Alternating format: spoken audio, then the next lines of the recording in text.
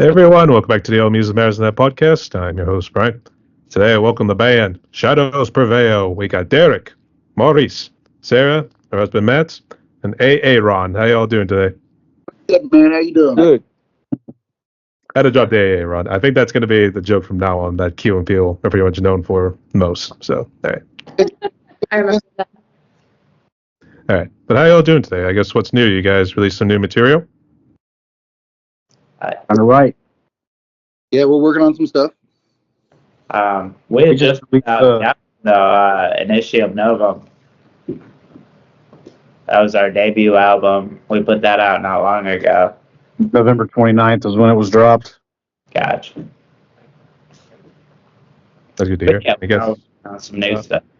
Right? I was going to say, where y'all hailing from, actually? Are you guys down south somewhere? Yeah, we're in the Charlotte area, North Carolina. I always love traveling through Charlotte whenever we go to Georgia at times. It's a beautiful city. I will say that. Mm-hmm. It is. Oh, yeah. I will say I think your football team needs some work. So Yeah. I think only one of us actually lives in Charlotte. The rest of us live outside of Charlotte. We're in the Charlotte area though, and most of the shows we play are in the Charlotte area as well. just say it's a bloody suburb. Okay, that's all we're gonna say. So yeah, that's pretty cool. And I guess how y'all been? And I guess you guys got new shows coming up. I guess what are you guys just gonna do this year for 2025? Yeah, we just played a show. Last that week, was- yeah. Yeah. We have a couple coming up though. They're in the works, and we're hoping to get some more here soon that we can put on the books and announce. Yeah, I feel like we have a few coming up, but none of them have been formally announced yet, so I don't know if we're supposed to say anything. Yeah. But we do have definitely one in March, coming up one in April, and I think one in May. Yeah, it sounds good. So best of luck this year too. So And then we're also working on the new material for the follow-up album. Yeah, we're kind of going a little bit in a different direction with our sound with the newer stuff. So, we haven't been a band as Shadows Prevail for that long. We started, working together in a different band, and we've been kind of trying to find our identity outside of that band and find our new sound. So we've been kind of like our recent release I feel like it kind of crosses genres as we're kind of exploring that. once I get listen to one of your songs earlier. Can't name it off the top of my head, so sorry. So, all right. We can talk about more music and everything else here too in just a little bit, but nonetheless, boys and lady, welcome to my podcast right here. And the way it's going to work is to ask you all some questions. It's good to know who you guys are individually as well as who you guys are as the musicians as well here too. So, are you all ready? Yep. Totally. Sir. All right. So we'll go.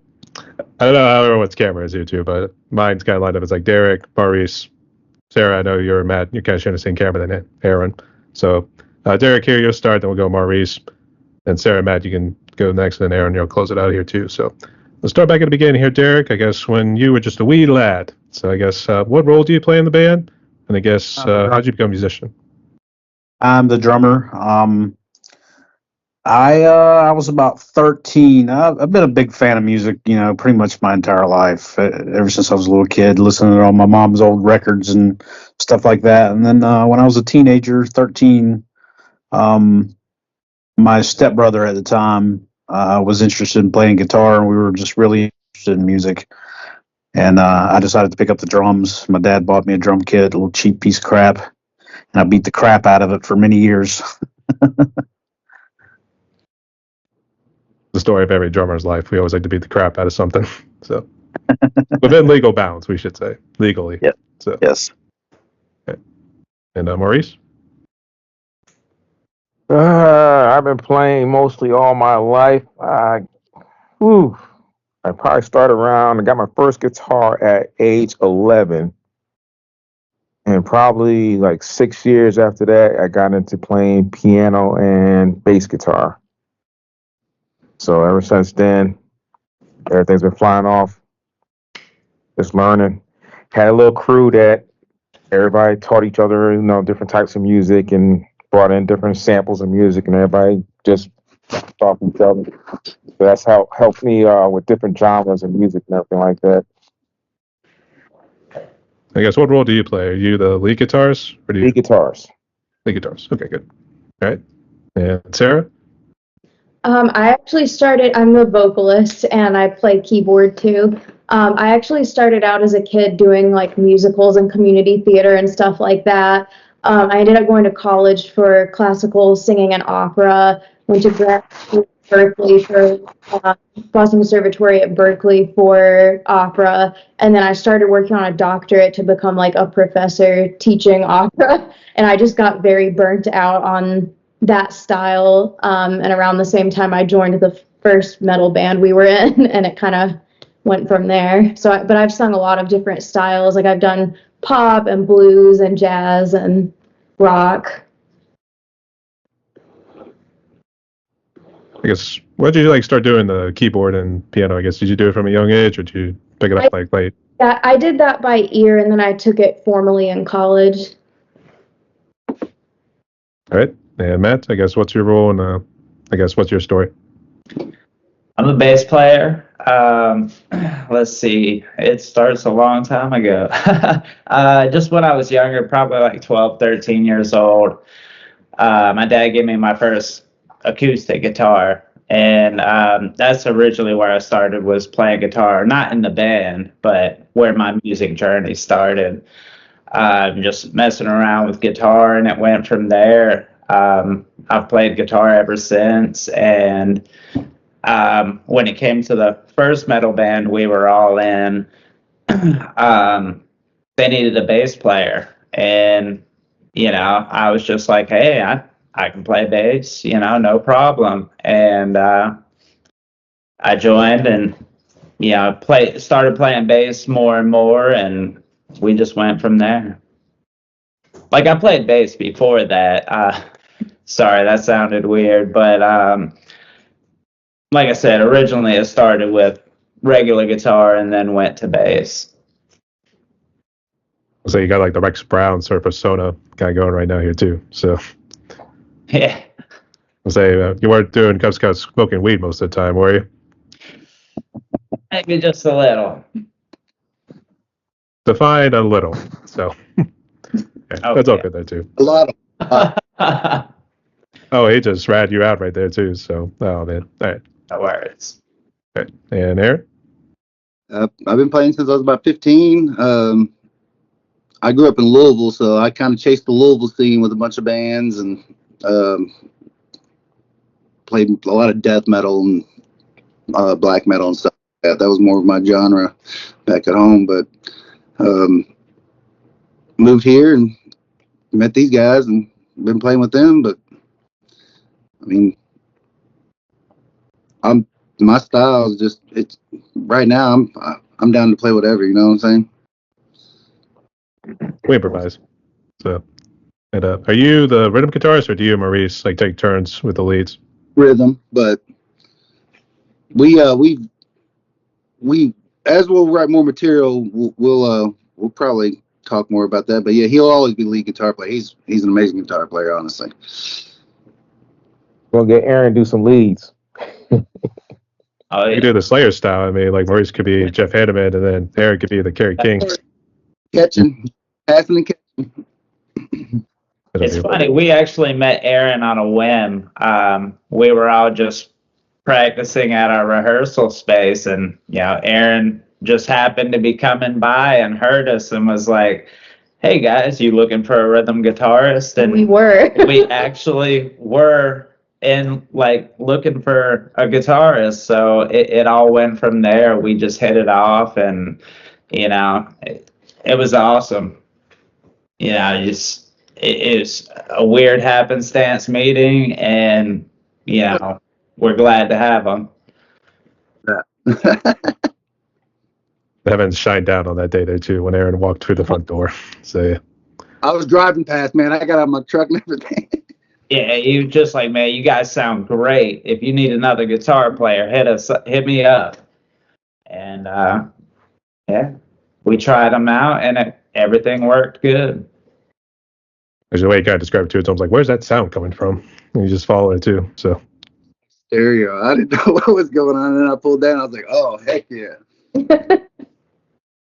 I always get a kick out of the dialects people do from like different states too. You guys are like Louisville, and then I'm like Louisville. So I mean, like, Louisville. You what got do you to say? urban. You all got that southern drawl. I mean, that's the thing there too. So I mean, like, I can't compete. So They say it wrong. In North Carolina, they can't say it right either. I can't say it right, but you know what I mean. Louisville. Louisville. Louisville. Yeah. Louisville, Hey, or something like that. I just know howdy. I like saying that there too. So hey, so howdy, y'all. Nobody says howdy, do they? Texas, What's it? Maybe. maybe Louisiana. I'm not too sure. I mean, they got Cowboys in Deep South. I don't know. So, Yeah. But nonetheless, you too. I guess jumping into the band, Shadows Prevail. I guess seemed like it's quite an extensive story because I guess Matt or Sarah. I guess it started with you two, and then you found Derek, Maurice, and everyone else. Not exactly. Like I said, we all met in another band. And I think out of the other band, Derek and Matt were there first, and then Maurice and I got added later. And then we ended up splitting off with other members and starting our own band. I guess his idea was the name Shadows Prevail because if it got Shadows Fall, and then like some of those other groups that kind of use shadows too. I guess whose idea was it? Yeah, Maurice came up with the name. He had put forth like kind of a list of names he thought might be kind of cool, and we're tossing a few of them around, and Shadows Prevail was just like really sticking forward. Like we all just kind of dug it. I guess just for the audience sake, I guess what else?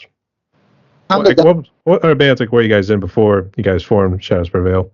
But yeah, we started out in stoner doom, and now we're kind of still in the doom metal genre with a little bit of like sludge, like the bluesy sludge vibes in there, and like maybe a little bit of like old school gothic metal flavor in there too. It's just Say a little bit of everything. Yeah. I did look it up. It's A Time to Die. That was the. Or we're just making up our new category. Yeah. We want to keep it as sludgy and doomy as possible, and also kind of create an edge to it, and I mean, honestly, I can't explain exactly what we are, but doom and sludge is definitely going to be what we're going to be under. I actually did look up the song title. It was A Time to Die. So. Yeah. That was the first song, yeah. That's our sludgy one.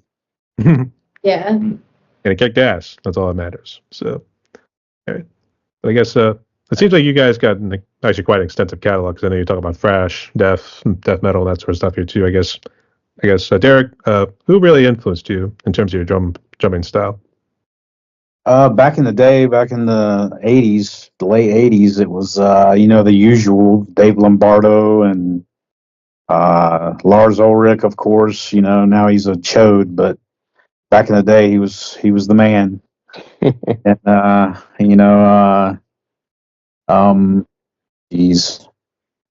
I don't really know. I didn't, it's kind of weird looking back because I didn't really try to emulate any of those guys. I listened to that kind of music. I listened to Slayer and Metallica and a lot of punk rock. But I didn't try to emulate those guys. It's like I wasn't trying to learn their chops. Thinking back, I don't really understand that. Understand why I didn't try to emulate them or learn their chops. I mean, I did learn some chops, the regular stuff, but the more advanced stuff I didn't really pursue. And I don't know. It's just I haven't really had a good influence, I guess you could say. Danny Carey is a really big influence, even though I cannot even fathom how he plays, what he plays. It's just fun to watch that guy and to listen to him. And it's amazing. And that inspires me, that's really about it. I don't really follow anybody. Every now and again, we go back into our thrash sort of stage mode, or if we want to call it that. Be like the good old days. So yeah. Got to pull up some old Slayer every once in a while. Oh yeah. So all right, and Maurice. I'm more of an '80s guy, so probably everything that came out during that time frame. But I was very influenced by everybody, Eddie Van Halen, Steve Vai, George Benson, Prince. It's just a lot of different styles. Jimi Hendrix had a combination style of both. Um, that's basically it. There's a lot of artists I liked at that time, but it's just more that I was more focused on that I wanted not to emulate, but I like their technique. And I'm still trying to learn that shit. Excuse my language. But yeah. You're good. Don't worry about the language whole thing. Just don't go too crazy with it. So, yeah. And Sarah and Matt? Well, especially in our other band, when we first started, I was very kind of going for an acid bath sound, or just anything that kind of merges the kind of bluesy vibe with the sludgy, genre. But as far as singers go, like I like bluesy singers, like old school, like Aretha Franklin and Janis Joplin and stuff like that. But then I feel like also we do have some of those, like I said, like gothic metal kind of vibes, like especially our song Eden is very like almost old school Tiamat or one of those kind of bands. So yeah, I feel like we all have such different tastes and like a big wide range of influences that we're kind of bringing together.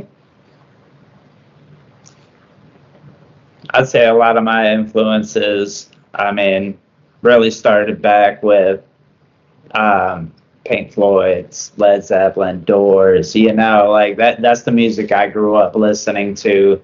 And then, when I was introduced to, harder music, it went into things like the Deftones, the Deftones, I listened to them for so long, still listen to them. But, like as far as metal and stuff like that, I listen to a lot of stuff like Dark Funeral, Cattle Decapitation, like we go to see stuff like that a lot. Like we both Electric Wizard. I listen to them so much. There's just such a wide range of stuff that I listen to and take influence from because I just hear something cool and I'm like, I can't believe want to none mess of with us. something like that. Yeah, I can't believe none of us said Electric Wizard Yeah. because that's like such an obvious influence for all of us. But I guess being on the spot, we didn't think of it. But yeah, that band has been a big influence on the riffs and stuff like that. Like I said, started off listening to the stuff that my parents introduced me to, like the greats. And, once I started experimenting and listening to my own stuff and like people would introduce me to things, it just kind of got dark and heavy, but that's the stuff I like, man, You got dark and heavy in a good way, I should say. So Definitely. Okay. And Aaron?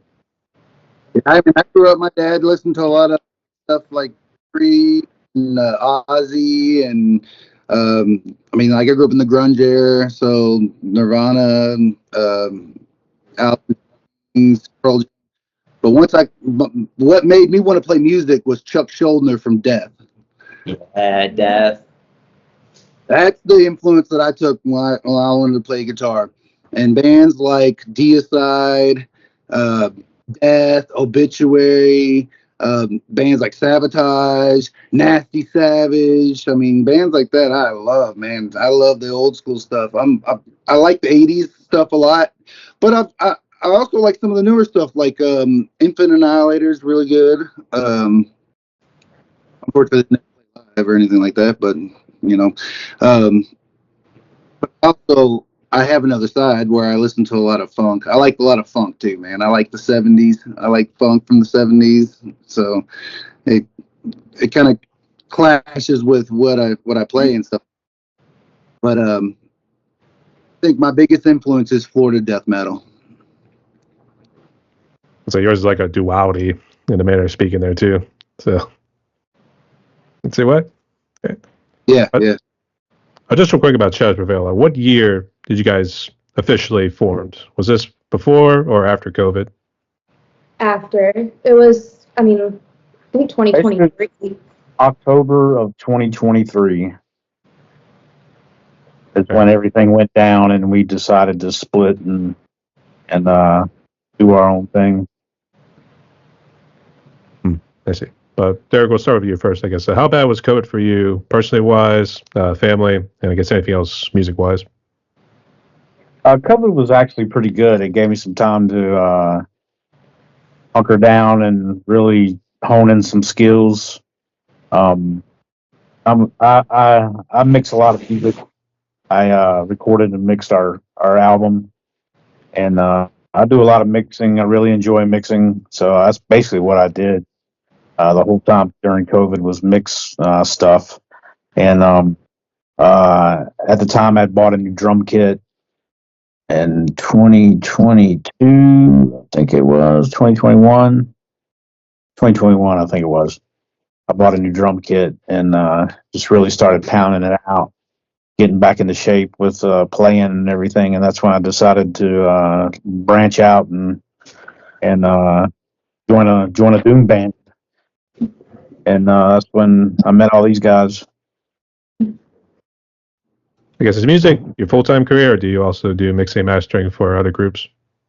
I do it for other people. I don't do it as a job. It's more of a hobby. I'm retired. I retired from the military back in 2010, and I have a healthy pension, so I don't have to work. So yeah, that's all I do is music all day, every day. I get up in the morning and crank up a mix. I've been working on a band called Nevada Rock. I've been working on redoing their mix the past several days. And, just loving it. I just really enjoy it. Looking for more work, actually. He does a good job, man. He send us some work. He does a really good job. Yep. And thank you for your service there too. Really does mean a lot.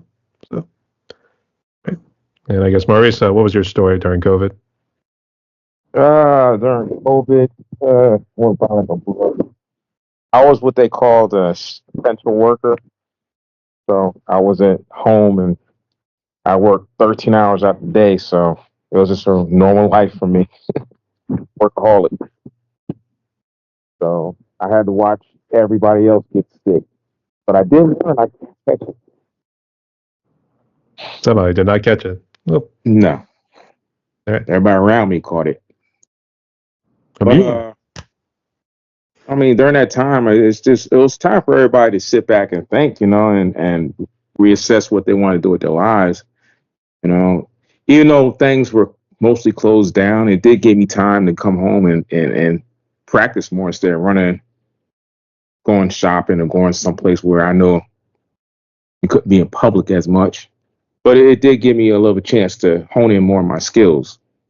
Because there was things I was trying to learn, and I'll get off of work and I'll say, oh yeah, I'm going to try to learn this and learn that. And it gave me more time to do that. But there was a lot more I wanted to do, but working all those hours out of the day took a lot of my time out. So that's the only thing I didn't like about COVID, because I had to work. I'm forced into working in the workforce. Yes. So, I'm sorry. Yeah. feel good there too. And I guess in your case, it was more of a blessing in disguise. I guess also same with Derek too. So I guess Matt, Sarah, and Aaron, I guess, was COVID kind of a blessing in disguise for you too? Or I guess, what was your troubles? What Maurice said was a perfect segue because it was during COVID that I left my doctoral program. So everything had kind of switched to being virtual. And like he said, I felt like I had more time to kind of think and assess what I really wanted to do. And I was having so much anxiety and health issues and stuff during that program because I was just so stressed and burnt out. And I joined our first band during that time and met all of them. So I did feel like it was kind of like a reset for me. So not to diminish, how bad that time was, but just mentally where I was kind of, I was able to reevaluate things. And actually, A Time to Die, the one you listened to, is kind of about that time. there's a lot of emotion kind of went into making that song. So Well, it's not so much about what I personally went through. It's more about just that everything that was going on in general. that's true. All right. I guess Matt. Me, that time for me was pretty tough, actually. I did nothing but work. I was working for Amazon at the time, so I was an essential worker, and I was working anywhere from 10 to 13 hours a day. I'd go home and, like everybody said, you had to kind of stay home and not do much. So it was, play music, just work on stuff like that. And that's really where, I'd played bass before then, but that's kind of more when I started playing bass more was, during that whole thing. Cause, I'd get home from work from Amazon and couldn't go anywhere. So why not learn a new skill or something like that? So that was kind of when I made the jump from, guitar to bass. So some good came out of it. That's for sure too. And Aaron. Yeah, man. I mean, I'm from Kentucky originally, so I moved here. It was like 3-4 years after I moved here. I have 2 kids. I had a wife. I mean, I was the only one working. I worked the whole time. I worked through it. Just took care of my family. That was it. I mean, there wasn't much to it. It was just work, took care of my family, and took care of my house. It didn't affect me. I didn't lose anybody to it or anything like that. And I feel for the people that did. But, I mean, in the end, all I did was I worked my ass off. I took care of 2 kids and my wife. Good family, man. Hey, that's all good. So on a serious note, good to see you guys are doing well there too. So it's good you guys have along here for the ride here too. So Hey. I guess still sticking on the topic of COVID here too. I guess the music scene in Charlotte. I've only driven through Charlotte a good number of times, but I never stopped to actually see what I guess city or suburban life's kind of like here too. So how's the music scene been from your perspective before and after COVID? But we weren't doing the other band either before COVID, so I can't speak to what it was like before that. I mean, It was like during that time. I kind of can. I've been around the Charlotte, like I haven't played in the Charlotte music scene since I was a teenager, but I was always going out to concerts and stuff like that, since I was like 14, 15 years old.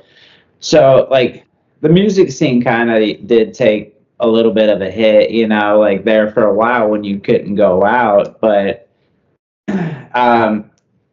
music seems strong, they're gonna come back. They're gonna come back into it, and like there's shows all the time around here. Like it's very tight knit. Yeah, everyone's so supportive of each other. The show that we had the other day, I was surprised how many people turned out at the very. There was a very big turnout for that. It was the anti-Valentine's Throwdown that we played the day after Valentine's Day, and it was a great turnout that night. We played with some awesome bands. I blew my mind to see how many people were there at the beginning of the show. Yeah. Starts off and everything. It's crazy. Like there's people that will go to like all the metal shows in the area just to like support. Like they know who all the local artists are and stuff. Oh, yeah. I believe Charlotte will become a musical mecca in the near future, because there is a lot of. I think before COVID, there was a lot of cover bands. After COVID hit, a lot of people coming out with original stuff and making their own bands up, playing original music. So you got all different styles of music: goth, metal, jazz, blues. You got all these bands coming out of Charlotte now. And there's a lot of venues that everybody's playing at, and the whole community is very supportive. Everybody goes see everybody and to get a chance to go see their shows. So it's like Sarah said, it's a very like a tight network. Everybody's got everybody's back. Everybody supports everybody, and I believe, hopefully in the near future we'll put Charlotte on the map. I'm gonna say especially now because I guess Asheville got really hit hard because the one hurricane came and passed through there too. So I guess it really damaged a lot of the landscape there too. So, Mm-hmm. because you still got competition with Asheville, and then it's neighboring Nashville from Tennessee. So We're pretty Go. from Asheville. Rush Asheville. Yeah, Asheville's kind of far from us, so I wouldn't say that it's a competing thing because it's like hours away. Yeah, I don't know. We played there We before. played, yeah. Asheville's a lot of fun. Yeah, they kind of took a hit with the hurricane that came through. Unfortunately, a lot of really good venues had to close down because of it. It's terrible. And hell, we would love to play there again, but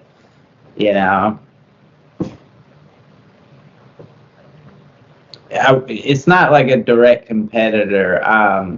A lot of people that play in the Charlotte scene play in the Asheville scene, and vice versa. Yeah. A lot of people that play in Asheville play down in Charlotte, and we all kind of support each other. that's good. Exactly. Yeah. Live long and prosper, bro. That's for sure. Actually, we get double that. There you go. That's I was doing it in one hand. I guess so. Actually, yeah, it's better to do it with the right hand. I think the left hand's kind of a bad sign. So, yeah. But all jokes aside, good to see Charlotte doing good.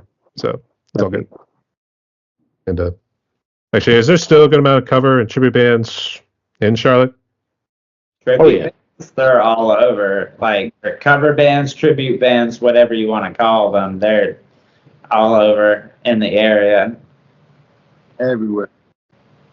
I'd say it's a pretty healthy music scene altogether. There's always stuff going on. There's always shows every night in some club. It's always just always happening. Mm-hmm. Got to get in it, get into the cycle. That's good to hear. All right. I'm going to say you put Tampa Bay to shame because when I was talking about some of the other ones in my other interviews, they were like talking about how some of their music scenes kind of like died down a little bit. I was in Tampa like, I don't know, a year and a half ago, and Tampa I felt like when I was there, I don't live there, and I have been there since, but it was like a really good music scene when I was there. Yeah. I don't know. Maybe just different perspective. Maybe it's just more of also the rise of cover and tribute bands as well. So. I was there visiting, so it could have been. I went there to see specific music and stuff too. So I think people are taking a while to come out of their shells after COVID.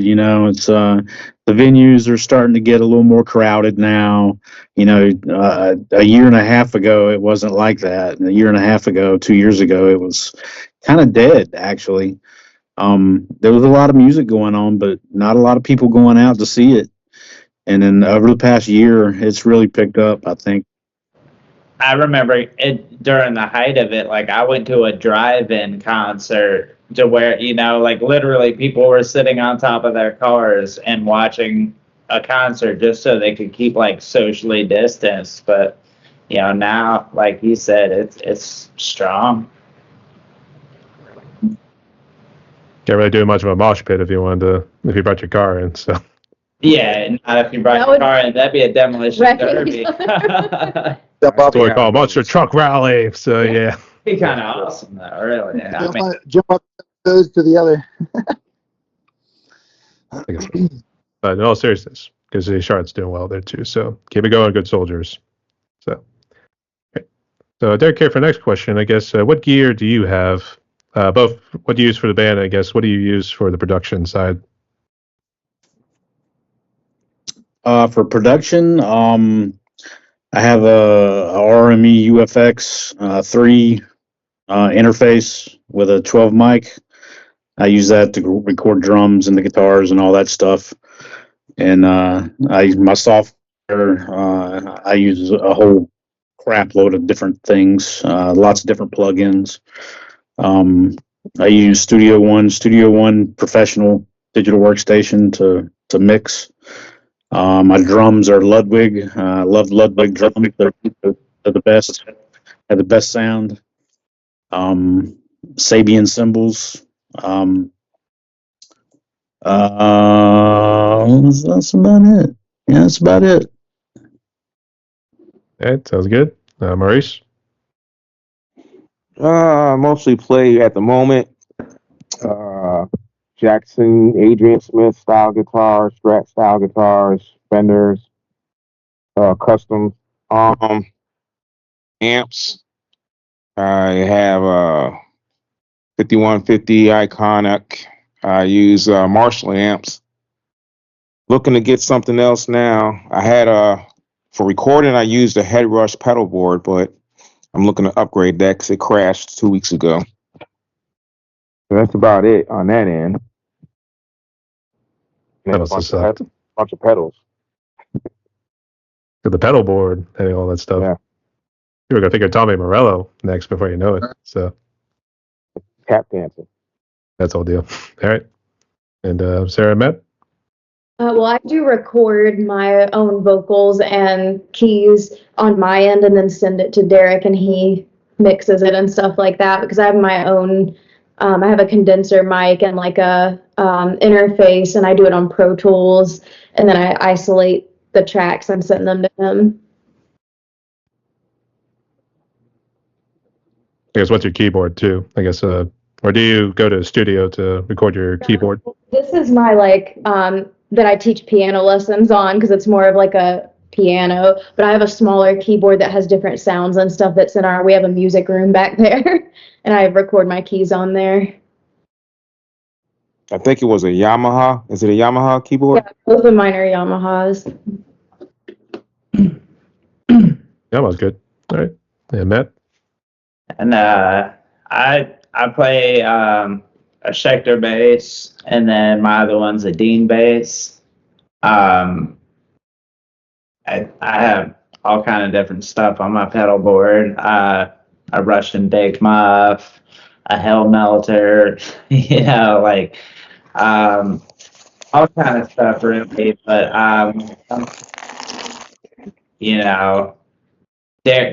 Derek records, all the side of it, and there, he tells me the sound he's looking for, and I put it out, man. So I have a bunch of guitars, but I like using what we've been for like live or for like practice with. I got an LTD Phoenix I use, a Arrow that I use, the black metal Arrow, the white metal, or Arctic metal, excuse me, Arctic metal Phoenix. I have a Les Paul 7-string that I use for one of our songs. I'm a tube amp kind of guy. I do have a Headrush pedal board. I use that, but I run through an Engel Extreme Aggression head amp, and then I just use Engel. I got two heads that I use. I got an Engel Fireball, Engel Extreme Aggression. I use a 412 Engel cab, and I use a 212 Engel cab. But mainly, I just let the tubes do the work, man. I'm old school. I just run it through there. So Engel, ESP, and Les Pauls. That's all I run, man. Hey, that's pretty interesting too. I would say I was thinking of something dirty whenever you were saying like I just use the tubes, man, or something like that. So, I'll take a tube song, right? Tube daddy or something like that. So Taking two different directions. Got you. stuff like that. All right. So Sarah here for the next question. Are you the main songwriter or do you guys take turns writing lyrics?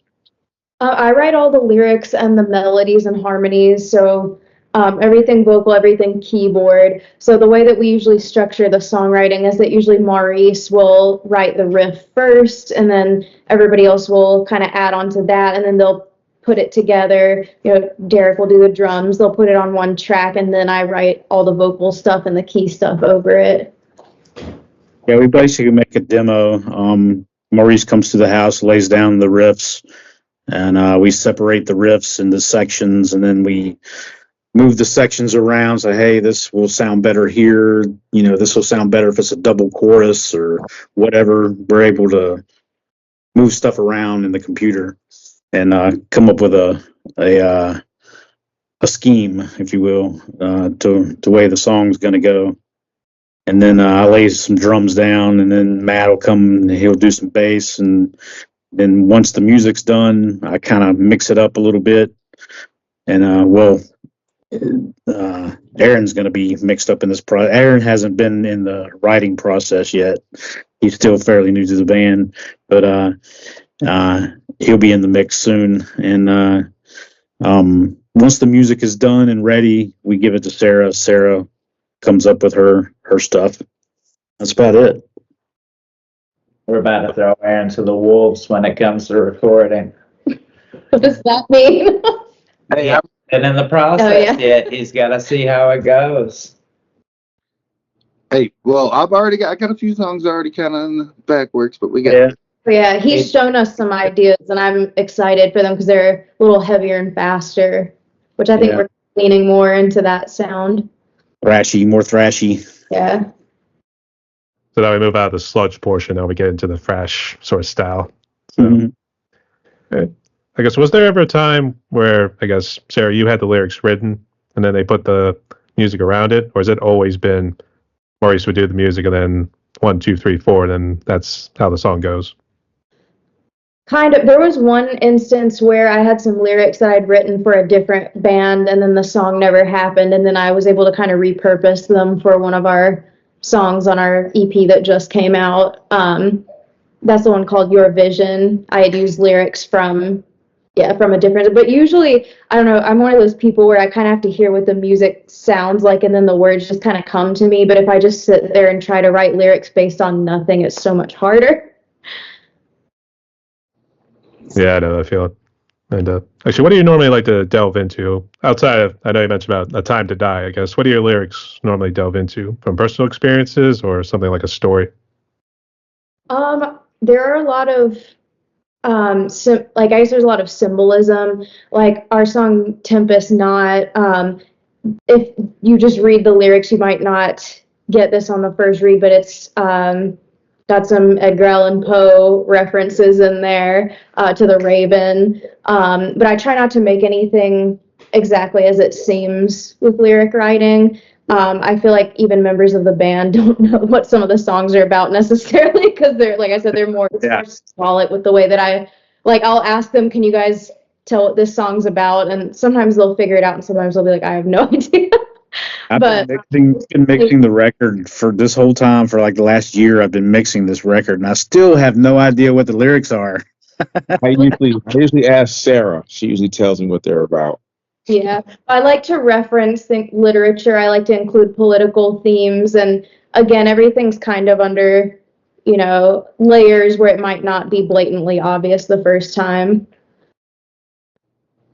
So you got to give Derek, Maurice, and Aaron here like a little test afterwards. Be like, okay, what do you think this song was about? So literally, I always ask that after I do a new one. And I think as long as it sounds good to these guys right here, it's like, we'll take it. So Yep. that's how it is. So that's how it goes. All right. And I guess, Derek, just to start with you first, what would you say has been your biggest challenge so far, being a musician, I guess also a producer? And then if you want to list any other challenges, feel free to share. Getting the mix right has been a big challenge. I was pretty early in my mixing. I wouldn't call it a career, but my mixing phase of my life. Getting the mix right has been pretty difficult.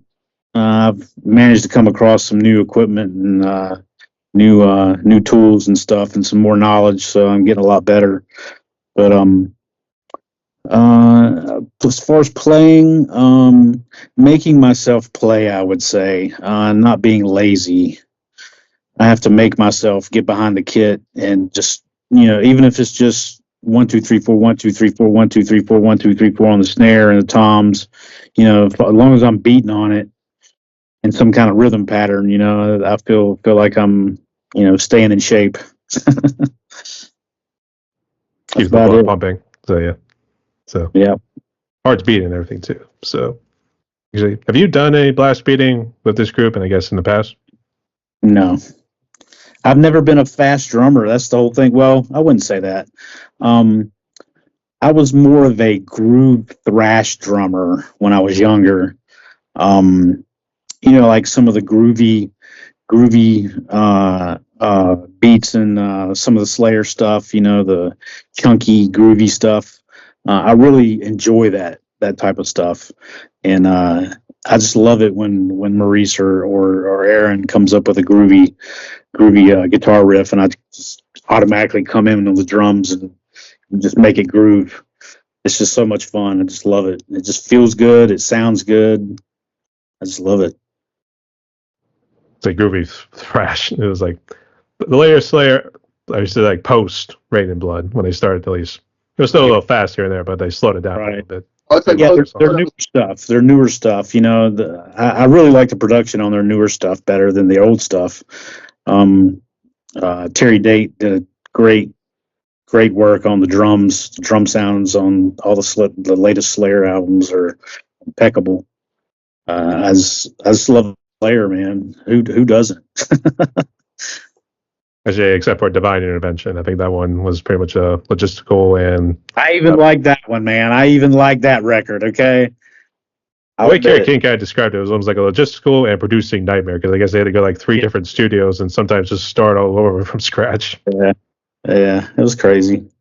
But I love everything Slayer. To me, they don't have a bad album.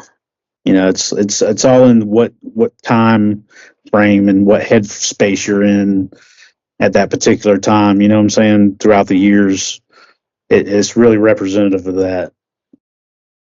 Actually, going to be playing Ozzy and Black Sabbath's last concert on July 5th. So that's going to be interesting. I hope they live stream that event. Oh, yeah. Hell yeah.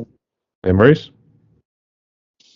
I think it's as becoming a not full time, but as becoming a better musician is learning playing live and be able to hear your fellow musicians, and not even just that, being on stage, you got to realize you're not just playing, you're also performing. And putting those two things together sometimes can be difficult, because you got to keep in the back of your mind, okay, I'm playing, but I also got to entertain my guests, my audience. And sometimes you can slip up and get off notes or whatever if you are not focused. So it's trying to be in tune with both at one time, and then also being key and on cue of what's going on while you're on stage. So I think that's a challenge there. But the more you do it, the better you get at it. And I enjoy performing. That's just like the greatest gift of being a musician. And I just feel that that's just like a soulful thing, to spread that musical spirit out to everybody. So to me, is getting that, playing the music and performance together, just having that vision. It's just like when you go to your first show and you go see that big stadium concert and you're like, at all, you imagine yourself on stage doing that. Then when you get there, you're like, oh, that's more work than I thought it was. So yeah, it's a lot to it, but next level is traveling. Get to that point. Speaking of which, and even in the bands you played with in the past, have you guys always stuck in around North Carolina and Charlotte, or have you guys ventured to like neighboring states?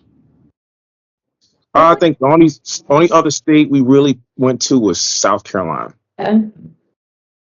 It's right there, so it's not too far. Hopefully this year that will expand, because during our process we met other bands from other states, and usually we're in contact with them, and hopefully they'll invite us on their tours, or do a gig here or there with them in a different state. So hopefully that'll come up. Yeah, we know some people in Virginia, like South Carolina, North Carolina, even Tennessee, through some of Aaron's friends and band. So I mean, really, we're just definitely trying to branch out at this point. Yeah, well, like our, EP hasn't been out that long yet, so we're just kind of starting to gig, really. We're just getting our hands dirty. All new. Just started shedding blood. You know what I'm saying? Maybe not bleeding, so we don't want to get infected with anything. So, actually, in that case, it could be like your version of Zach Wilde after he cut his hand doing his own little guitar solo. So, I'd say Virginia's always nice. I know in around Richmond and on the eastern half of the state of Virginia, I know they're pretty big into metals there too. So that would be a good spot if you wanted to expand your horizons. Yeah, definitely Richmond. The doom scene in Richmond is really big. I know the guys from Thunder Chief up there, and We played with them before. Sins of Eden's from up there too. This band too. Or I know I can't say Dark Funeral before when I'm literally wearing the, and then he's the one that said it, but that's okay. Like, I was looking at it the whole time, and then I didn't notice it until I saw the inverted crucifix on it. I was like, oh, shit, she was wearing Dark Funeral. So, Yeah. References I know. That's awesome. Yep, in a nutshell. Actually, some of the bands I interviewed, there was Lux Extermina. These are independent groups here too. Then there was Sacrificial Betrayal, and I got one this weekend coming up, Diseased Earth. So, in around Virginia. So, strongly recommend you guys reach out to those people and see if you guys can get in touch and work something out. So, cool. To get back to the question. Oh, sorry, what were we gonna say? I'd like to play Richmond. I think that'd be a good time. Work your magic and get us I think the scene there is really good. Yeah, that'll be a nice road trip. Hey, work your magic and get us some barbecue or something like that. You know what? I got on Guar a little late, and it was actually because of Vila the Bam, because he brought in Guar a couple times on his show. I remember watching that. Hey, awesome. I went to my buddy's band, Stonecutters from Louisville, played at barbecue, and we camped out the whole weekend in Richmond by late, and it was awesome. I think he almost brought him to when he was doing it was called Bam's Unholy Union, when he was trying to put his whole marriage together with Missy at the time. So I think it's like a bring for like after party. Rest in peace, David Brocky. And actually, the guy from Sacrificial Betrayal, he was actually good friends with David Brocky. So I met David Brocky like 4 times. That guy's awesome. It sounded like he'd be an interesting character, especially given the, I guess, little backstory he does for his character. He's very artistic. Let's just put it that way. That's for sure. But may he rest in peace. We lost our brother too soon. So. And I guess Matt and Sarah, I guess, what sort of challenges do you guys feel like you face these days being in this band, I guess, as musicians overall? My biggest challenge in general is confidence, being a front person. And I think part of that is all my years of music school, because it's very competitive and they critique you very harshly and things like that, which is sad because it kind of makes you a worse performer when you feel that way. So, but I feel like I've been able to kind of build up my confidence more doing metal than I did doing opera, for sure. I know exactly what you mean, Sarah. Was this more like the hard Italian sort of opera singing that they were trying to get you into? Or to hold like the a cappella for so long? Yeah, I did Italian, German, French, all that stuff. You did it all. All right. That's off to you. Okay. And Matt? Oh man. Well, kind of a mixture between, what Derek said and what Maurice said. Like, some of my challenges, like really making myself play sometimes, making myself practice. You gotta make sure you stay on top of things. But again, towards what Maurice said is, like, you're up on stage, you got to remember everything that you've learned and, everything you guys wrote. This isn't like you're up there playing a cover song that you've heard a million times, like this is an original song that you guys have written, and yeah, you might have played it hundreds of times, but still, like, you have to remember everything, and at the same time, you also, like you said, have to put on a show. Like, people just want to listen to the music, they can do that online. They're coming out to see you play so they can see a show. So, you gotta kind of do all that. It's challenging to, put on that show, remember, just everything you're supposed to play, and it's a lot, but it's worth it. Like Maurice said earlier, it's such an honor to be able to be up there on stage and play in front of people. It's definitely worth every bit of work. The whole gladiator scene. Are you not entertained? So, Right. that'll do. Okay. And Aaron? I guess I could say equipment wise, like I said, I'm old school, man. Tube amps. I have to learn how to use digital stuff better. Like I'm horrible at it. Like I even have this nice computer here, and I don't even know how to use it properly. You know what I'm saying? Like digital stuff, I'm just, you know what I'm saying? I'm using my phone right now instead of a computer. But that's basically it. I mean, just stuff like that I gotta learn to use better. But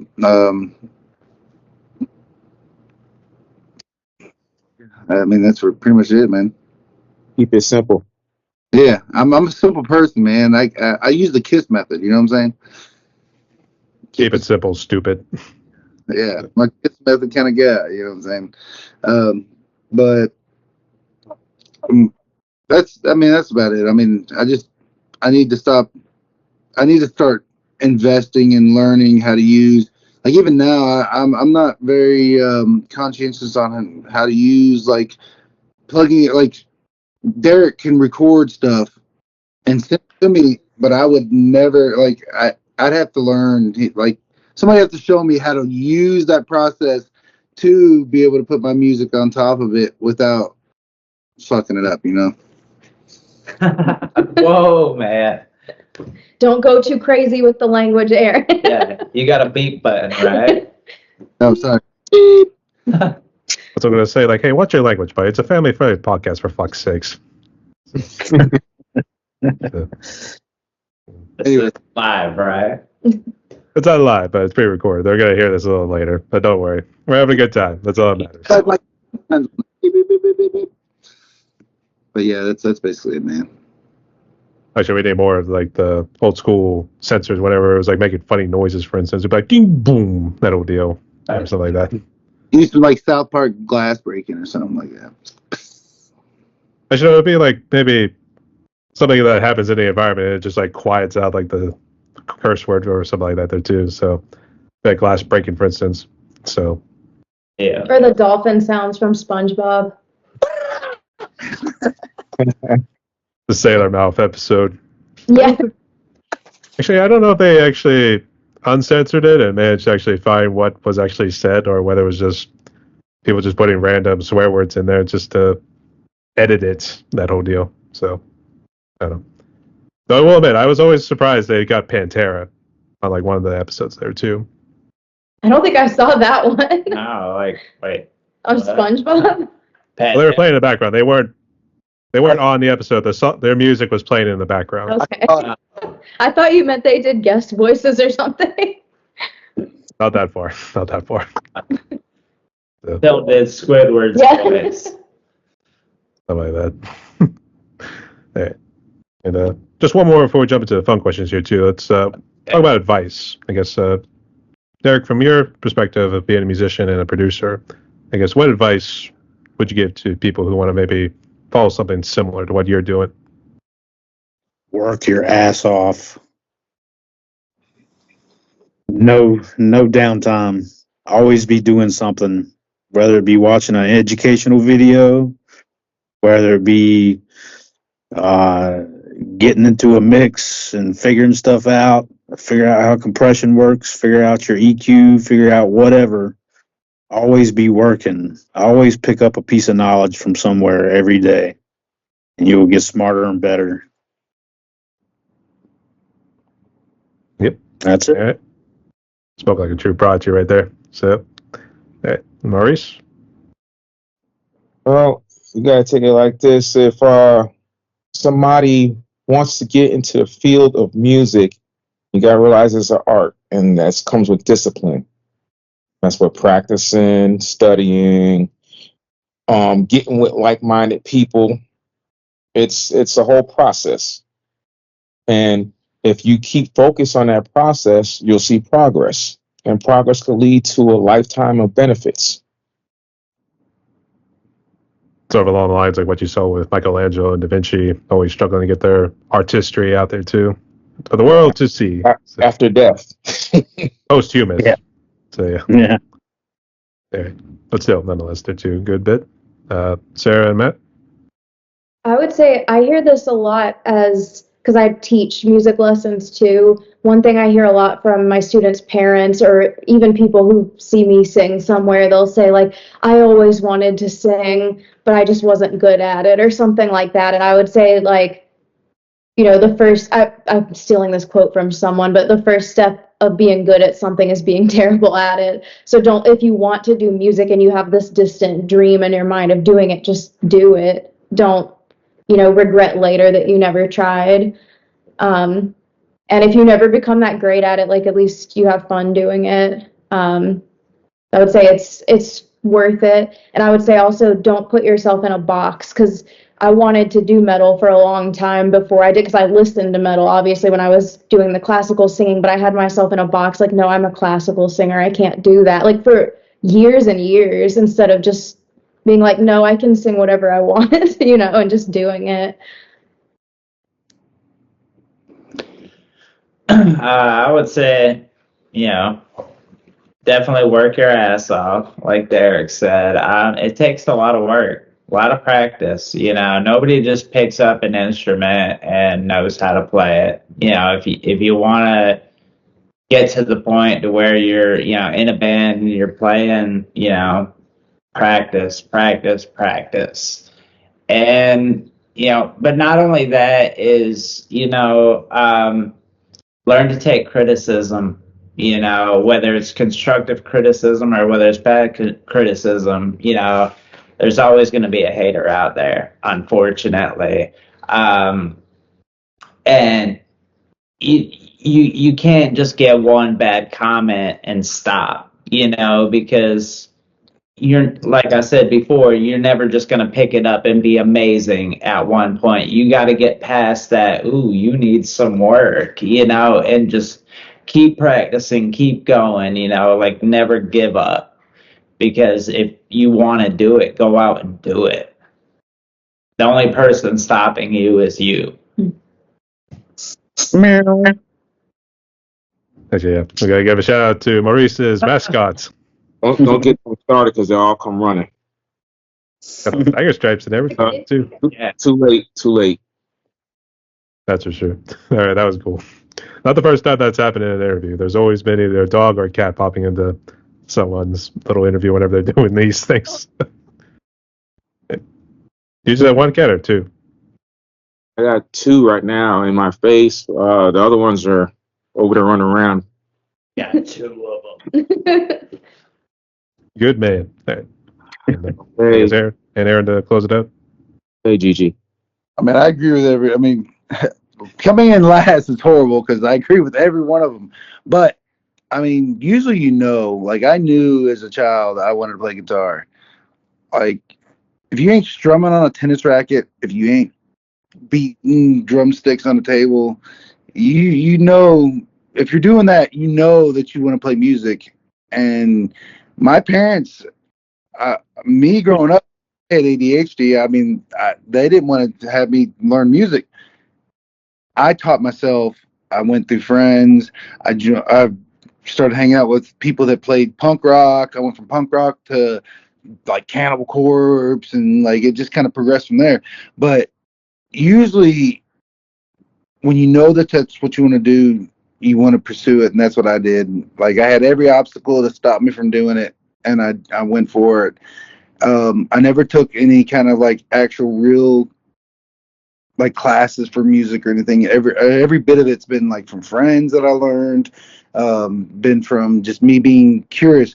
This day and age, you can learn everything you want from YouTube. If you're interested in playing music, get on YouTube, watch tutorials. You can get it for free now. Like, I had to learn it, pre-YouTube, pre all that stuff. Like, it is so much easier now. But for people that are getting it, that are interested in music, if you're interested, don't listen to, if you want to play a certain style of music and somebody doesn't like it, just go for it. You can find any kind of tutorial you want on YouTube. Actually, I was thinking the whole slogan. It was actually a little lyric from one of Mudvayne's songs. It was called Cradle. It was like, I'll get by myself. Yeah. I did, dude. My parents would not let me get lessons. They tried to hinder me from it, and I saved money when I got my first job. I got my first guitar. I started playing guitar. I started learning from friends. One of my best friends that's still in a band today called the Stonecutters from Louisville, Kentucky. He's a guitar teacher. He taught me kind of a lot of stuff, man. And I just, becoming his friend, I went through him and learned a lot of stuff. That's a good friend you have right there, too. Yeah. Keep him closer than your enemies in that case. Oh, yeah. I've known this guy for 20 years. That's good to hear. All right. So thank you all so much for sharing right there. And we appreciate questions here. Pretty good. So here, let's jump into some extra fun ones. Ready? Right. So Derek, here you can start. So I'm actually curious if there's a particular dish in Charlotte we haven't heard about. But I guess, Derek, what would you say is currently your favorite food? A good pot roast. A pie. I love me a good pot roast. Jesus Christ. I made 2 of them the past 2 weeks. I try to make one a week, and I put me a big old chunk of meat pot roast in the crock pot with some potatoes and some carrots and shit. And God, man, it's so good. It's just so good. I would say, is it more like a pork roast, or is it a sort of different, beef. different roast? Beef. Just beef. Yeah. I don't know what cut it is, but it's you just put everything in the crock pot and let it cook for 6 hours, and it comes out tender and juicy as hell. Set it and forget it. Hell yeah. Damn it, you get me hungry. My favorite style too, brother. I ain't gonna disagree. So you gotta think about food now. It's after 10 already. It's past your bedtime. So I can always eat. Breakfast. that'll be for breakfast or something like that. So Don't eat them after midnight. something like that. All right, fair enough. All right. But Maurice, I guess did Derek kind of steal your thunder, or is there a particular dish you kind of dig? Oh yeah, steak and lobster. I love that. That's my favorite dish right there. Is there a particular steakhouse? I guess is it more from like the usual chains, like the Outback and those sorts of ones? Yeah, the Outback, yeah, Texas Roadhouse, all of them. To me, it's all the same. Longhorns and PF Chang's and shit like that. I know PF Chains, and I obviously have not been to Longhorn, so I can only speak for Texas Roadhouse and Outback. That's as far as I'm going. So that's, I think, buying lobster is pretty expensive, or at least have to get the lobster tail. So Yeah. but that's a great choice. So okay. Sarah and Matt? Definitely sushi for me. That's always my favorite. I'm coming to that. That's new to me. I'm starting to like it. So good. Like, it really is. My favorite though would definitely be pizza. I can eat pizza every single day. Like, literally. Cheese pizza, pepperoni pizza, meat lovers pizza. I don't care. I love pizza. I feel that too. That's my number 2. For real. I mean, you can eat it hot, you can eat it cold, it doesn't matter. There was a pizza box there, and now it vanished. It's like magic or something. So Exactly. that's actually funny too, because most people would say pizza, and then I like even Sarah. Like, there's people who mention about sushi. I'm like, sushi is just up and coming. Oh man, I think those things that they sold at the 7-Elevens really helped out. So They sell sushi at 7-Eleven now? Yes, they do. I Here. thought that's how it started. So But not around my parts. No. They sell pizza at 7-Eleven now. They do.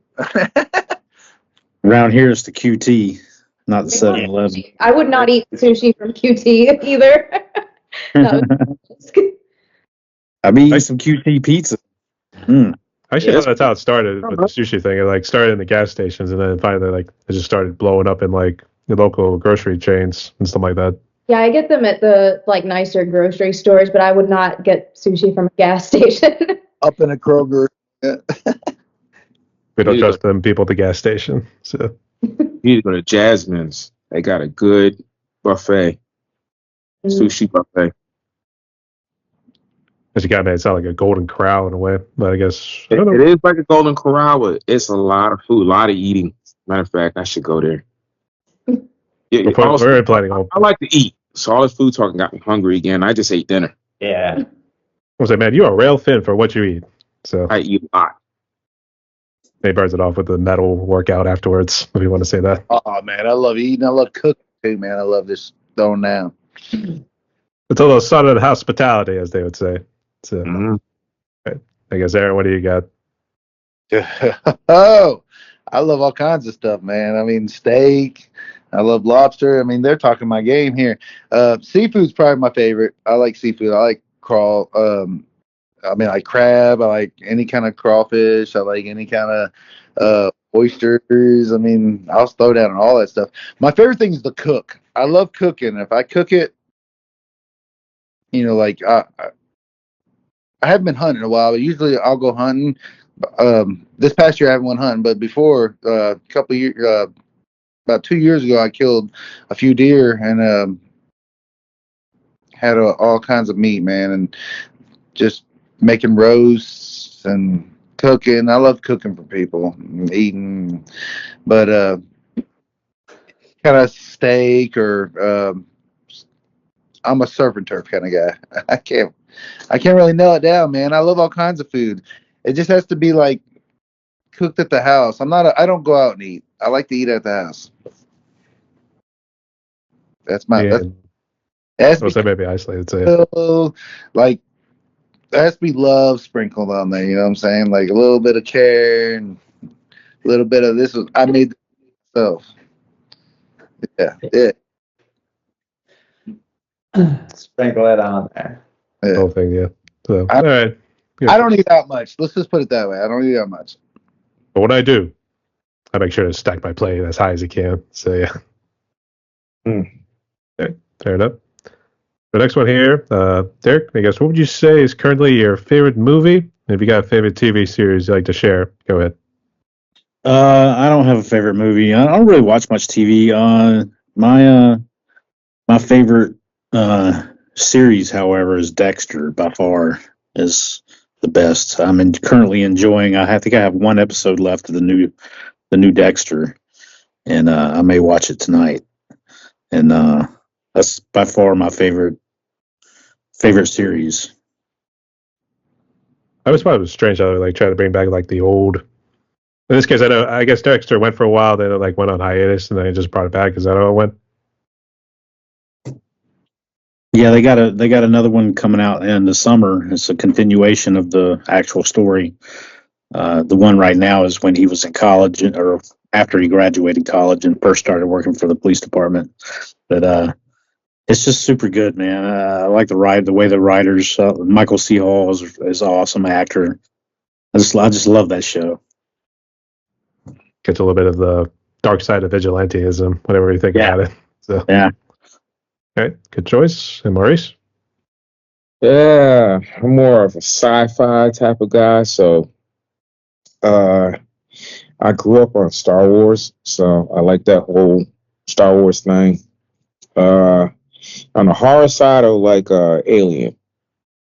I like that franchise. Some of these TV series, I got to Walking Dead, and I just got finished watching Euphoria, which was out there in left field, but it was hard. It was over the top, but probably a little too extreme for something for TV. So, Yeah. actually, I was thinking it was more cathartic when he saw the alien just burst out of the guy's chest, or the face huggers when it came to the alien. So I'm gonna tell you, the reason why I say that is because that was like the very first horror movie I ever seen. My dad took me to see the first Alien, and the years of nightmares I had. But yeah, it was something because I never during that time you never expected to see anything like that, and that's what scared a lot of people. But yeah, it's one of my favorites. I would say my mom saw The Exorcist, and that was the last time she saw a horror movie afterwards. Yeah, a lot of people said that, but I still haven't seen that movie to this day. Oh wow, you should. It's a classic. I mean, I haven't either. I just read the general synopsis, and I'll be like, okay, I can see why my mom was a little freaked out. So, so you can see why. But I will say, it looks like on FX or Fox, I think they're bringing an Alien series sometime this year, I think. Yeah, I think Alien Earth or something like that. They're coming to destroy us all. Love it. Mhm. Yeah, the great choices there. And Matt and Sarah? I watch a lot of animated things, so I really like Soul, the Pixar movie. That's one of my favorites right now. And my favorite TV show forever is King of the Hill.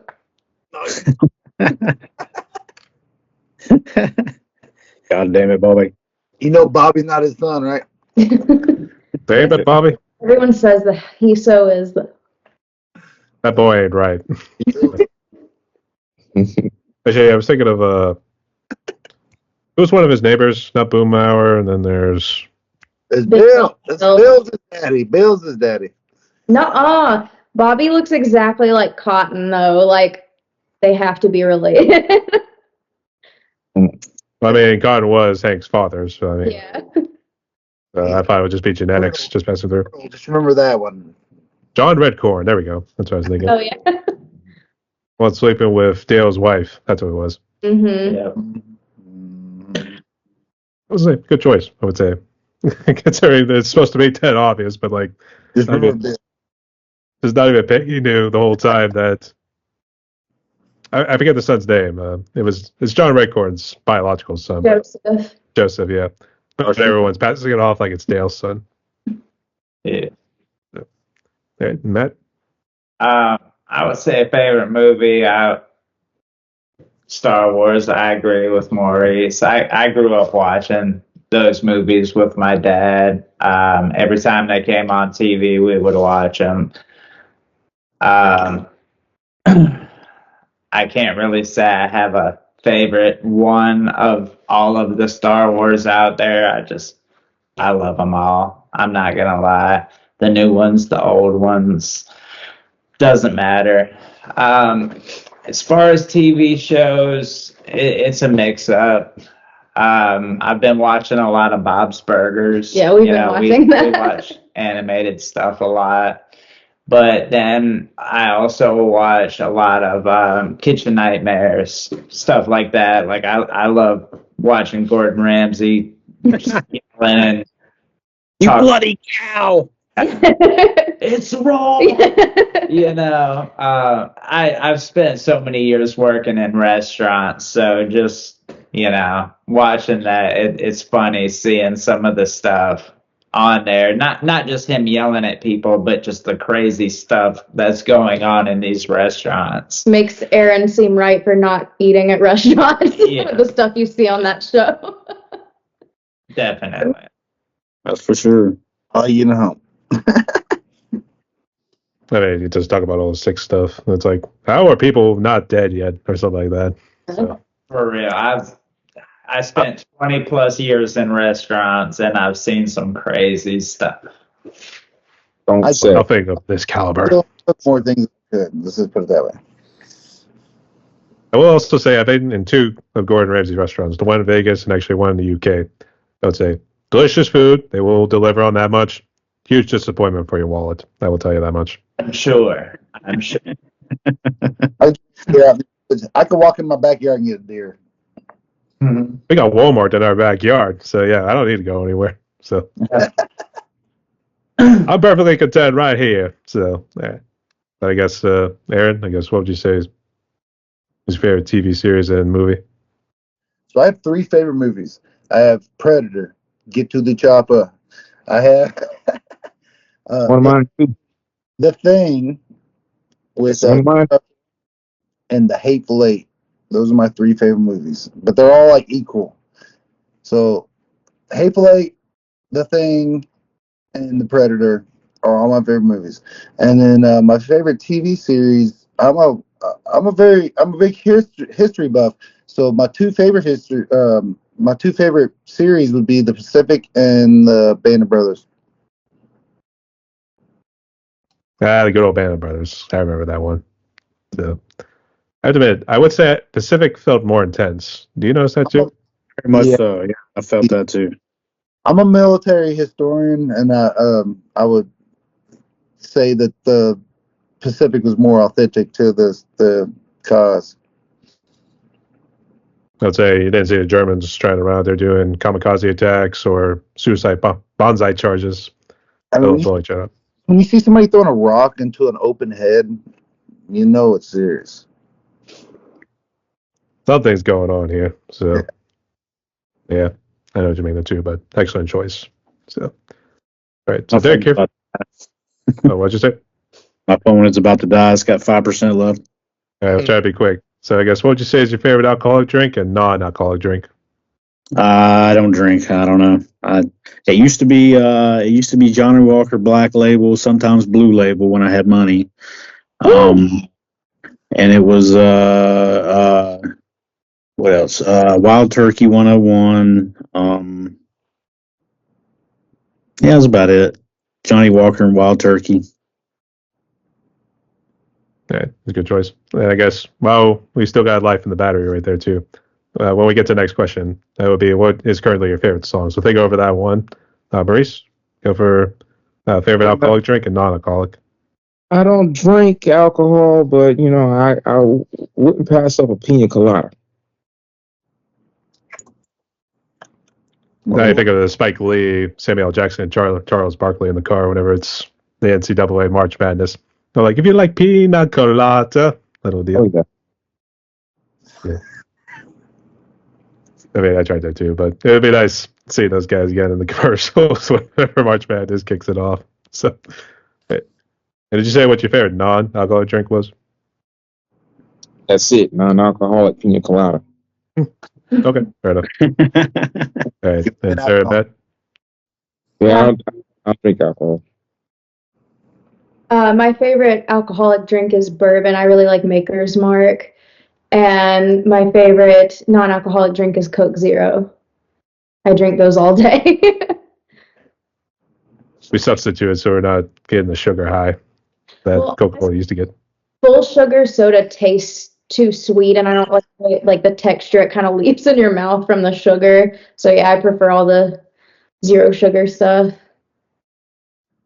Jose, aren't you Southerners known for more your Pepsis? I thought that's what you guys mostly had.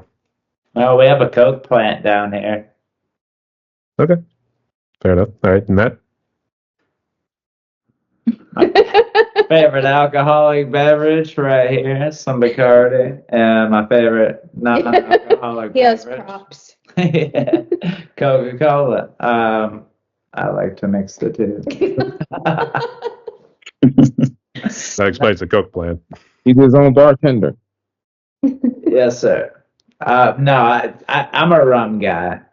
I like drinking Bacardi, Captain Morgan, doesn't matter. And Coke, cherry Coke. That's my favorite non-alcoholic beverage. All right, good choices. And Eric? I grew up in Kentucky, man. I love bourbon, but my favorites I like Brooks or I like Blanton's. Maker's Mark's good. That's my aunt works at Maker's Mark, about 46 every year. But my non-alcoholic drink to drink would be probably water. I like water. We'll eat the Wawa. So Water and bourbon. you gotta hydrate yourself after drinking all that rum earlier there too. So no, bourbon. Bourbon. Yeah. I'm about to say bourbon. Kentucky bourbon. Actually, no one said Jim Beam. I'm a little surprised. I don't mind Maker's Mark, but no one likes Jim Beam. Hey, when you're on a budget, you get Jim Beam.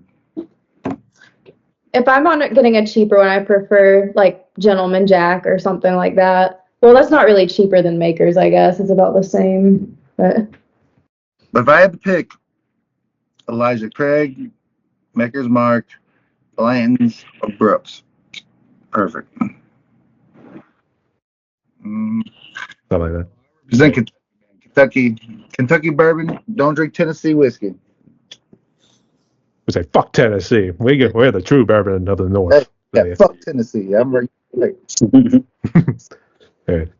Derek, did you think over what your favorite song was while we were breezing through everyone else? I don't really have I guess there's a band that I came into contact with just recently. A band called Clouds Taste Satanic, and they are super just badass. The record sounds good. It's just good music. It's the last song on the newest record called Birmingham 2024. The last song on the record is really good. I don't know the name of it. I rarely know the names of any songs, but that record really struck a bell in me the first time I heard it. Something. You felt it right here. So yeah, I can understand. All right, Maurice? I can never answer that because there's so many that I like, and for me, it's just like what mood I'm in, and I'll just pick an artist and I'll just listen to what they have. I can't pick a favorite song. That's just too many things out there I like. No, I can't do it either, man. I know. We circle E, all the above. But I guess Sarah, Matt, and Aaron, I guess. Well, no, I want to plug a band that I love that is so slept on that I know whoa, that was weird. The light just got darker. But I know I've showed them this band, but they're called Ramset. And they're so good and so underrated. But you should check out their song called R.I.P., like Rest in Peace. I would say they're like that album is probably more earlier mid 2000s, but it's so good. Actually, you made it sound like you said Rancid at first. So I was thinking like Destination. It's Ramzet, Ramzet. Gotcha. Actually, no, I got some too. I guess Matt or Aaron or. I was gonna say, yeah, I can't necessarily pick one favorite song. It depends on the mood I'm in. Like, depends on if I'm listening to metal or rap, like whatever, man. There's too many amazing songs out there to pick just one. Yeah, That's a really hard question. Like is. the one I said is like one of my favorites, but yeah, I don't know if I could narrow it down to just one, but I wanted to. Yeah, no, I know, like I would love to give an answer, but man, like that's a hard question, but go ahead. Songs, so little time. So Yeah. Yeah, let Aaron go. Maybe you'll think of something. So 2 bands that I could say right now that I really dig is Dogma. They're awesome. They fucking kill it. Them chicks, they're awesome. And then there's a German band that I've been digging called I want to say it the right way. Kanon Faber. It's Cannon Fiber is what the spelling comes out to. But they're a German band. They sing in German. But God, man, they do nothing but World War I, like military music stuff. It's crazy. So it's right up your alley. Yeah, dude, I love it. They wear like the pickle homes and all that stuff. Yeah. But one song I've been listening to from Dogma was I can't even remember the name of the song. It's like I can't think of it right now. I'm sorry. It's something in German. We probably should say. Yeah. And Canon Fiber is 2 of the bands I've been jamming to. It's one of those things we don't know what they're talking about, but we love it nonetheless. So. Well, no, the Dogma is actually in English, so it's an all-chick band. Check it out. Oh, and Crypta. Check out Crypta. Crypta, yes. Yeah, it's pretty badass. Crypta, Brazilian death metal. Amazing. You weren't there when we went to see that, were you, Aaron? Yeah, we went. Maurice was there, and we went because they came to our area not that long ago. I love Crypto. Didn't see him then. I've seen him once. But Crypto, I would say Crypto, Dogma, and Conan Fiber is amazing. Crypto. Yeah. But all great choices there. So like I could roll the dice and throw you all kinds of stuff, but By these guys right here, Lurch, you can check out Undead Queen. I did vocals on that one. I did like a guest vocal for them on that. That's that one. album. That's one song I will plug. nice. Okay, good choice. Yeah, the only band I listen to is Shadows Prevail. Everybody else is too. Well, we can't leave those people out, that's for sure. So, okay. So everyone agrees for question is pretty good. We are down to one more question in my podcast right here. And I don't know how much battery life Derek has left, but I guess, does anyone plugged in? Okay. So I guess, does anyone have any questions for me or would like to say any final words before we jump into it? No, thanks for having us. Yeah, appreciate it, man. You're Yeah, we appreciate this. It was a lot of fun. Yeah, definitely. What got you into your journey of metal? Well, mine was pretty funny, but it was actually my dad's fault. And when I think about it back then, he really liked Metallica. So I guess you could say like that's where the whole metal thing kind of started. And then the classic rock era came in afterwards because he was mostly 60s and 70s, with like the exception of maybe a couple of 80s here and there, mainly like Motley Crue and Metallica. But that's where it started. And then a friend of mine introduced me to alternative metal. Some of those bands like From Autumn to Ashes, Under Oath. So a lot of bands like that. I'm kind of drawing a blank on some of the other ones because I haven't listened to them in a while. But I found death metal on my own, and it was because I just stumbled upon Dying Fetus's War of Attrition. Is that who introduced you to death metal? Was Dying Fetus? Yep. That's such a great one to start with. Definitely. Introduction of death metal was Cannibal Corpse. That came later. So. I think mine was Deicide. Yeah, mine was It was that one, and then I eventually started branching out to Deicide, Immolation, Incantation, Suffocation, Decapitated, Behemoth, and all those other bands a little later. But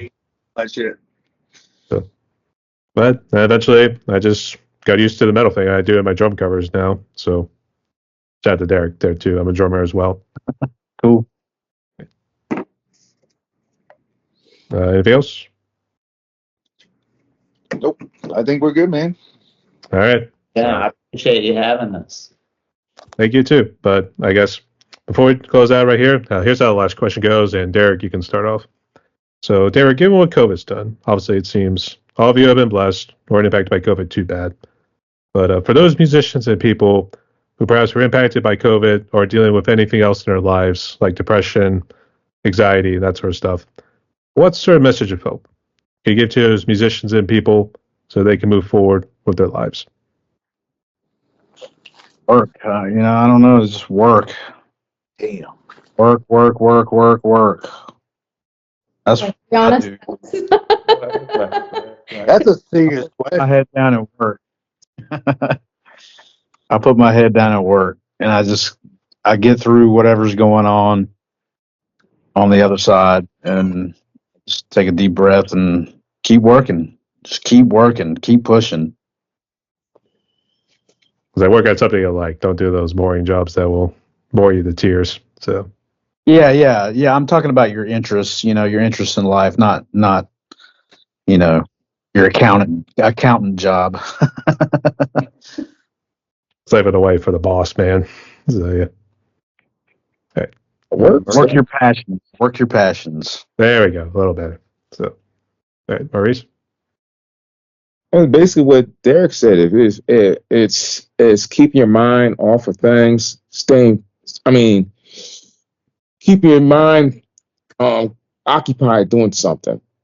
Always do something constructive. Will bring more peace and harmony to you because you have less time to think about the issues and problems you have. Everybody has problems. Everybody has issues, but everybody works them out differently. And that's what everybody has to realize, is that you're not the only person in the world that's going through things. Everybody has issues. They might not show it. Everybody is on the same path. It's just how you come out of it at the end.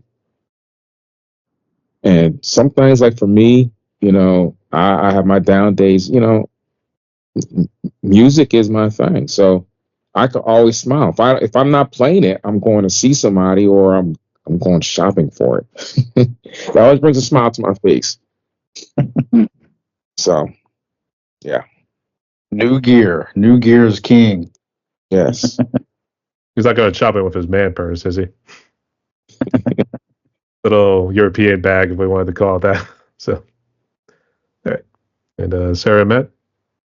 I feel like my answer is kind of the opposite, because I think it is good to distract ourselves with things we like, but I would say also confront these things. If you need counseling, don't be embarrassed or afraid to do that. Like, journal your thoughts, kind of work through everything so that you're not just trying to distract yourself or block it out, because sometimes that bottling things in does more harm than good. And I feel like I bottled things in for a very long time, and in the past few years I've done more self-reflection and kind of like looking into certain behaviors and my anxiety and stuff like that, and kind of finding where it comes from and how I can work through it is really helpful. I would say don't ever give up. Like Maurice said, everybody has problems. Everybody goes through shit. Unfortunately, there's a lot of bad stuff in the world. But there's always someone out there to talk to, whether it's your friend, whether it's a hotline, whether a counselor. Talk to whoever you have to talk to, but don't ever give up. Tomorrow's another day. Tomorrow's another beginning. So, like today might have been bad, but just keep going. Tomorrow could be the best fucking day of your life. Amen to that. And I guess, Aaron, is there a way to top it off, or do they steal your thunder? No, I mean, thunder, but look, just don't live an avoidant lifestyle. Don't be avoidant to things. Live an abundant lifestyle. Be abundant. Do what you love. Like, when people hate on you and people want to disagree what you're doing, just realize that you're living an abundant lifestyle, because you're going to have haters. You're going to have people that are going to be pushing their ideas on you. But if you fully believe in what you want to do, just do it. Just do it. It doesn't matter if it's music. It doesn't matter if it's going out and racing go-karts. It doesn't matter if it's going out and being the best top shot in the world. It's just go out and do it. Live an abundant lifestyle. This is also coming from the guy who avoids restaurants, so you can see why. Hey, that might be a good thing. I guess. Enjoy it every now and again with the wife. I cook my own food, Every now and again, it's at least a good idea to stick into that car with the wife. So I learned how to cook. I got 2 daughters. You know what I'm saying? You had to do a lot of things at home. fair enough, there too. Hey, everyone spoke like a bunch of true prodigies. So, yeah. So everyone, we each have a podcast right here. We talked for a good bit because I think we had to spend 10 minutes to just get Aaron online to initially kick this whole thing off. But nonetheless, guys, got any final words? Want to give any shout outs to fans or any other bands? I want to see the Stonecutters Prevail from Louisville. I love the Stonecutters. And have us back on, man. Anybody else? I wasn't sure if anyone want to give any shout outs to anybody. I'd like to give a shout out to our friends in Venus Invictus. We just played a show with them. They just released a single. They're kind of similar in style to us, but they're a little bit more like faster, proggier. So definitely check them out. I was about to say the same. They're a great band. Check them out. There's so many great bands in this area. So many great people in the music scene. check out the Rooster Gastonia. That's one of our favorite places to play. You know, they give so many bands opportunities to come and take the stage. They do so much for the local community, donating to schools, donating to all kind of stuff. Check them out. You know, the Rooster Gastonia. Anything from Derek and Maurice? Yeah. Not really. Support your local bands. Yeah. Must. Get out and see some local bands. Bands support each other. I think you never know. Somebody might make it. And you can be that one that said, I seen them in that small club. Now they're playing arenas. So always support local artists. Brian, I will emphasize that. Support your local musicians. Say it with authority. Send me some money. I need some money. Why did I talk about Danny Carey earlier? There's something back to Fool's one song, Hooker with a Penis. It's like, fuck you, buddy, give me $1 or something like that. Yeah. No, he is totally right. Support local music. That's what makes the scene. That's what makes everything around here is we have to support each other. In some capacity, but absolutely. All right. Just real quick, who's in charge of social media and what are you guys on so they can check out your music and interact? I handle the Instagram, and then we all have control over the Facebook. I think I probably post on that the most as well. But what was the second question? Where can you check out? The music is on Spotify. The whole album's actually on YouTube. I think it's on Apple Music. Apple too. Music. Just look up Shadows Prevail on Instagram. We're Shadows_Prevail. And then it's just Shadows Prevail on Facebook. We're on Bandzoogle now too. That's our new website that has our press kit, and you can listen to us on there too. And anywhere you can listen to music, just look up Shadows Prevail or Initium Novum, and you'll find us. All right, sounds good. And to close like this, everyone, my guests today were Derek, Maurice, Aaron, aka Aaron, and then Sarah and Matt's part of the band, Chateaus Prevail. So from the lovely state of Charlotte, North Carolina. So make sure you guys go support them on all social media, as well as follow the music on all streaming platforms, everything here too. Go help our brothers and our sister out there too. So you do all stay safe because it's one pretty fucked up world out there. Rock on. I need everyone to pose. Stay tuned, y'all. Thank you.